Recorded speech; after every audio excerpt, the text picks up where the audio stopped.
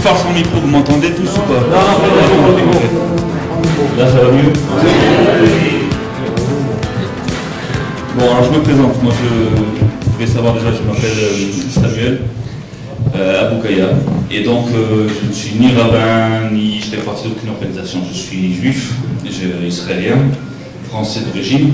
Et tout ce que j'ai fait, c'est me pencher un peu en profondeur dans les textes originaux de la Torah pour essayer de comprendre ce qu'il y avait vraiment écrit. Et quand on se penche dans les textes, on découvre effectivement que ça n'a rien à voir avec... Ça n'a rien à voir, bien sûr, qu'il y a toujours un lien, mais c'est un monde différent. C'est comme quand vous plongez dans la mer et que vous regardez dans la mer, et bien ça n'a rien à voir avec ce que vous pouvez voir en surface quand vous êtes sur la plage. C'est exactement pareil. Et mes recherches, je les ai pas faites autour du gitan. C'était pas le sujet. Je les ai faites pour comprendre d'autres choses, mais dans ces recherches-là, les tziganes, parce que je dis le mot tzigane parce que c'est le mot qui ressort dans la Torah, et les tziganes sont ressortis plusieurs fois. Donc je me suis penché un petit peu sur cette histoire de tzigane, qu'est-ce qu'ils viennent faire dans la Torah. Et quand j'ai commencé à me pencher dedans, j'ai découvert des choses très intéressantes. Et ça, je vous parle de ça il y a déjà presque 5-6 ans déjà. Et donc je ne savais pas quoi faire avec ça. Je l'ai mis ça de côté et j'ai continué parce que c'est tellement gros que je ne sais pas comment gérer ça. Et j'ai commencé un petit peu à en parler sur Facebook, sur Internet. Et j'ai tellement parlé que finalement il y a un groupe de gens de Vie et Lumière, donc il y a quelques temps, qui m'ont dit bon, bah, écoute, ça suffit, il faut que tu nous dises un petit peu ce que tu as concrètement. On va venir et puis tu vas nous expliquer. Et donc on a fait une première rencontre et comme vous savez, voilà, donc on en est arrivé là. Et donc, en vous passant tous les détails de l'étude, parce qu'elle est très très complexe pour être l'hébreu, j'ai commencé à leur expliquer directement les conclusions. Et des conclusions, après on va redescendre aux preuves qui corroborent ces conclusions-là. Donc je vais vous répéter ce que je pense. Ce que, d'après le texte, je vois, d'après aussi beaucoup d'autres éléments comme l'histoire, comme vos coutumes, votre nature. Vous faites partie de chez nous. Vous êtes des juifs. C'est une histoire qui dit, c'est un dossier fermé, vous êtes des juifs. Maintenant, savoir quelle est votre histoire et d'où vous venez et à quelle tribu vous correspondez, c'est là où commencent mes recherches. Et là, je peux vous dire d'emblée que vous correspondez en tout point à la tribu de Shimon, on dit en hébreu, c'est Siméon.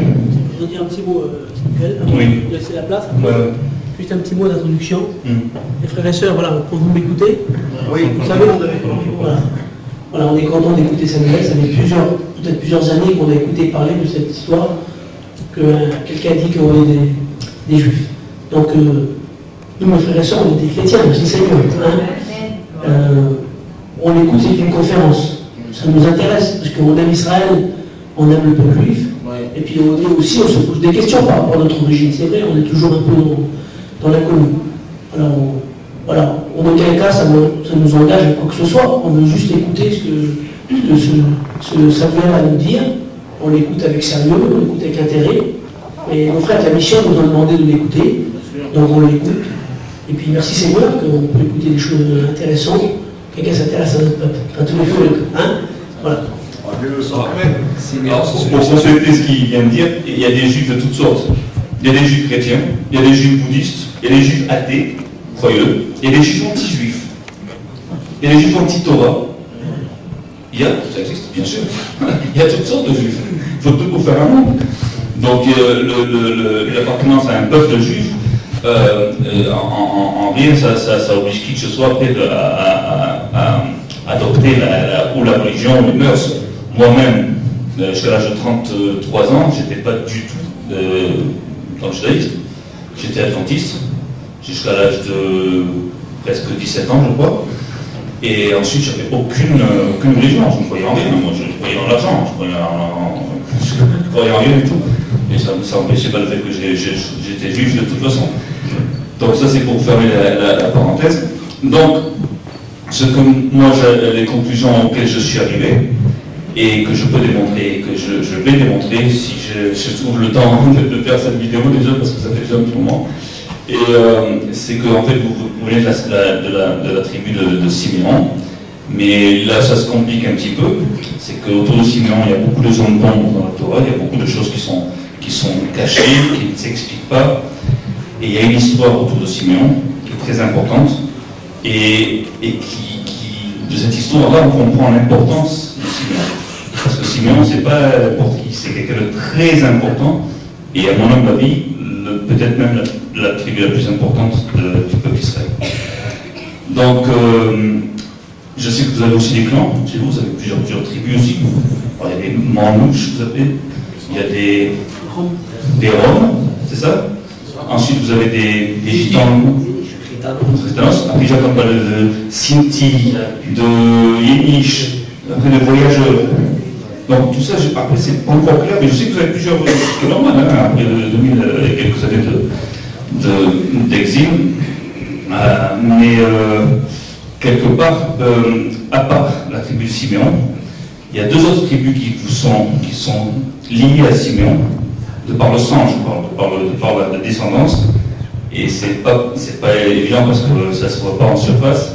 C'est les tribus d'Éphraïm et de Manassé, qui sont les deux fils de Joseph. Donc ça, vous allez dire quel rapport avec Siméon, mais encore une fois, il y a des choses que nous on sait, qui nous ont été transmises, comme vous avez des choses qui vous sont transmises du père en fils, nous avons, nous, par écrit, des choses qui nous ont été transmises qui sont hors. Ce qui fait que les enfants Éphraïm et Manassé, sont les petits-fils de Siméon. C'est pour ça que souvent dans la Torah, vous allez voir à la fin du Tanakh, qu'on appelle l'Ancien Testament, vous allez voir que tout le temps Éphraïm et Manassé et Siméon ont les mêmes vies, ils sont ensemble, ils sont nommés ensemble. Alors, officiellement, ils n'ont rien à faire ensemble, puisque là, Éphraïm et Manassé sont des enfants de Joseph, et non pas de Siméon. Donc, pour récapituler tout ça, donc vous êtes, pour moi, et c'est clair, les descendants d'une des tribus d'Israël qui est Siméon.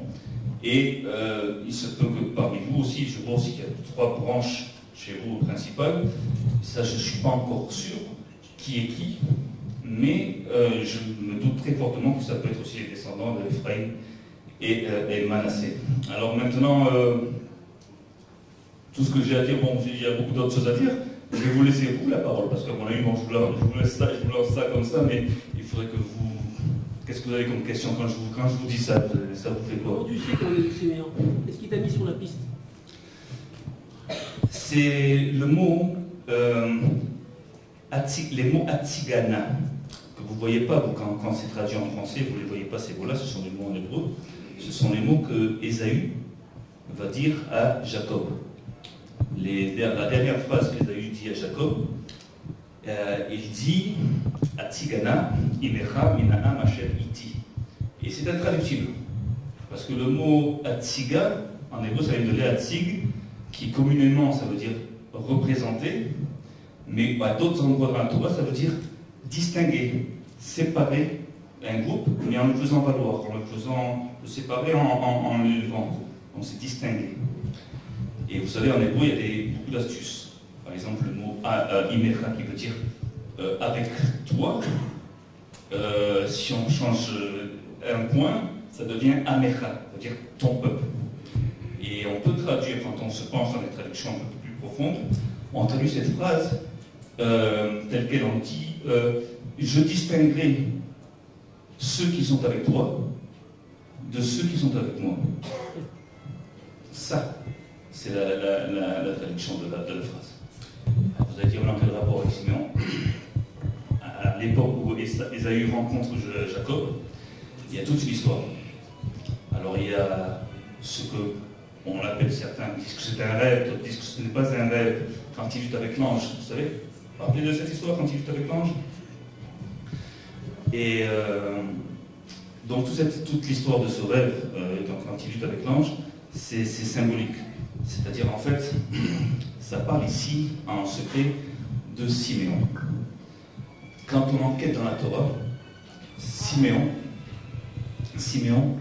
est le descendant d'Ésaü. et non pas de Jacob. Vous savez que Siméon n'est pas béni. Vous savez ça? La tribu de Siméon n'a pas été bénie. Moïse bénit toutes les tribus, sauf Siméon. Jacob bénit toutes les tribus, sauf Siméon.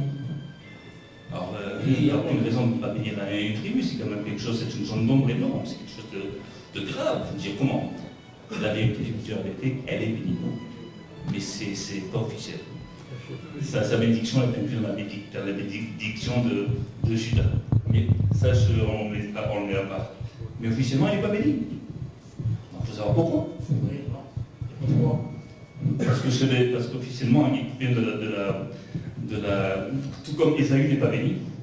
Et ça aussi, la plupart des gens ne le savent pas, parce que si vous ne lisez pas l'hébreu, vous ne pouvez pas le savoir. Ésaü, sur Ésaü, Yitzhak lui dit toutes sortes de choses, mais pour Jacob, quand il lui dit sa bénédiction, il y a bien écrit et il le bénit, et il lui dit. Mais pour Ésaü, il n'y a pas écrit et il le bénit et il lui dit. Il y a écrit juste il lui dit. Non, c'est pas une bénédiction, c'est pas une bénédiction. Il dit ce qu'il va avoir, mais il n'y a pas d'acte de bénédiction. Donc, quand on se passe sur Siméon, et qu'on se rend compte qu'en fait, l'importance de Siméon est liée au fait qu'il vient d'Ésaü, qu'il provient d'Ésaü, et qui est un enfant à part entière, qui parle d'Israël à part entière, c'est un juif à part entière, c'est un fils de Léa. Il est pris en compte chez nous. Et d'ailleurs, ce qui est très très beau, c'est de savoir que tout ce rêve que Jacob a eu est autour de, ça je vais vous démontrer dans quelques instants, tourne autour de Siméon. Et c'est à partir du moment où Siméon officiellement rentre dans le peuple d'Israël que Jacob est ensuite appelé Shalem. C'est-à-dire en fait, Jacob, une fois qu'il a fini avec Ésaü, on dit il arrive à Shrem complet. Israël ne peut pas être Israël sans Siméon. Donc c'est complexe, c'est pas facile. Alors maintenant, comment est-ce qu'on sait que tout ce qui se passe dans ce rêve-là, c'est le tour de Siméon? Comment on sait? Alors si vous n'avez pas l'hébreu, c'est très difficile, c'est quasiment impossible. Mais quand on a l'hébreu, on le voit. Alors, déjà, par la logique. Dans le rêve qu'il fait, il se retrouve tout seul la nuit. Et il décide de faire traverser ses 11 enfants d'une rive à l'autre du fleuve. Mais par contre, le problème c'est qu'à cette époque-là, il a 12 enfants. 11 fils et une fille. Il a Dina et 11 enfants. Benjamin n'était pas encore né. Mais il y a écrit là-bas, il fait traverser ses 11 enfants. Il n'y a pas écrit ses 11 fils en hébreu. Il écrit ses 11 enfants. Ce qui peut inclure aussi une fille. Et c'est exactement ce que Rachi, là quand je dis Rachi, il dit, mais où était Dina? Et il nous dit, ah mais il avait placé dans une malle, il l'avait traversé dans une malle. Mais moi ça ne m'intéresse pas que ce soit dans une malle, ce qui m'intéresse c'est qu'elle fasse partie de ses 11 enfants. Et automatiquement, s'il a 12 enfants, et qu'il en fait traverser 11 incluant Dina, il y en a un qui reste sur l'autre berge. Et un fils qui reste sur l'autre berge. Dans nos commentaires, on voit qu'il revient sur cette berge, et c'est là que il y a un ange qui se bat avec lui. En hébreu, il y a écrit Vayavak Ish Imo, c'est-à-dire un prince ou un homme s'est battu avec lui, c'est-à-dire a soulevé de la poussière avec lui. C'est très très fin comme langage, on va dire s'est battu avec lui. Mais en hébreu, Ish Imo a la consonance de Shimon, c'est-à-dire de Siméon aussi. Et donc il lutte.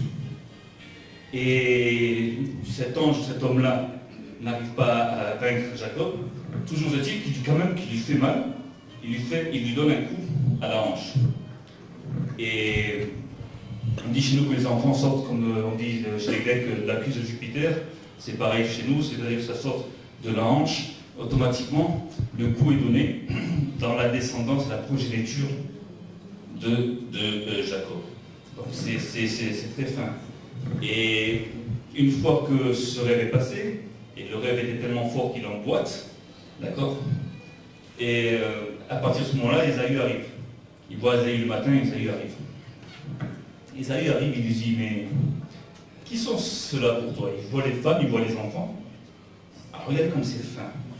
Il y a écrit, il voit les femmes, et après il voit les enfants. Et il dit, qui sont ceux-là pour toi? Alors Jacob parle des enfants. Il dit, ce sont les enfants que Dieu m'a donnés. Mais s'il voit les femmes, il devrait aussi dire, ce sont les femmes que Dieu m'a données. Mais c'est très fin en hébreu. Quand il dit le mot, qui sont ceux-là, en hébreu, ceux-là, c'est Élé. Et en fait, le mot Élé, c'est l'anagramme subtil du mot Léa. Donc il est possible, en voyant, en lisant la Torah, de voir que, tout en disant qui sont ceux-là, il dit aussi, mais qui est Léa pour toi? Pas seulement qui sont ceux-là pour toi. C'est très fin, c'est très très profond. Donc à ce niveau-là, il dit, bon, ce sont les fils que Dieu m'a donnés. Et donc il s'engage toute une discussion avec Ésaü. Il prend tous les cadeaux, il accepte tous les cadeaux qu'il lui a envoyés en chemin. Et là, il commence à parler dans un langage un petit peu feutré. Et quelque part, on s'aperçoit qu'il discute un petit peu, parce qu'il voit son fils, il sait que c'est Siméon, il le sait. Son fils, il est presque comme lui. Il a peut-être roux aussi, j'en sais rien, ça je n'ai pas trouvé, j'ai rien trouvé sur ça. Mais il le voit. Et automatiquement, il se passe un accord entre les deux, où un qui prend les cadeaux, et il laisse son fils. D'accord, c'est mon fils, mais bon, tu le prends. Et on va voir, on verra bien si toi tu vas l'éduquer, tu vas le prendre avec toi. Il ne va pas aller selon mes voies, il va aller selon les tiennes. Mais on va voir à la fin qui va aller vers toi et qui va aller vers moi. Qui sera avec toi et qui sera avec moi. Je distinguerai ceux qui vont être avec moi, ceux qui vont être avec toi. Parce que la force du sang va être plus forte que celle de la connaissance et de l'éducation. Est-ce que tu vas pouvoir le renverser? Donc Siméon, quelque part, je joue beaucoup parce que là, je joue beaucoup parce que je n'aurai pas beaucoup de temps. Siméon, c'est en fait les descendants d'Ésaü, au sein d'Israël, qui vont refuser les voies d'Ésaü et qui vont adopter et accepter les voies de Jacob. D'où l'importance énorme de Siméon. Siméon, c'est toute l'ingéniosité de Ésaü, c'est toute la force d'Ésaü au service du bien et non pas du mal. Parce que chez nous, Ésaü, je ne sais pas ce que on vous enseigne, Ésaü, c'est le pire de pire, c'est vraiment. Mais par contre, il est ingénieux dans le mal. Il est ingénieux, il est intelligent, il est fort. Mais c'est toute cette force-là qu'on va récupérer et au service du bien.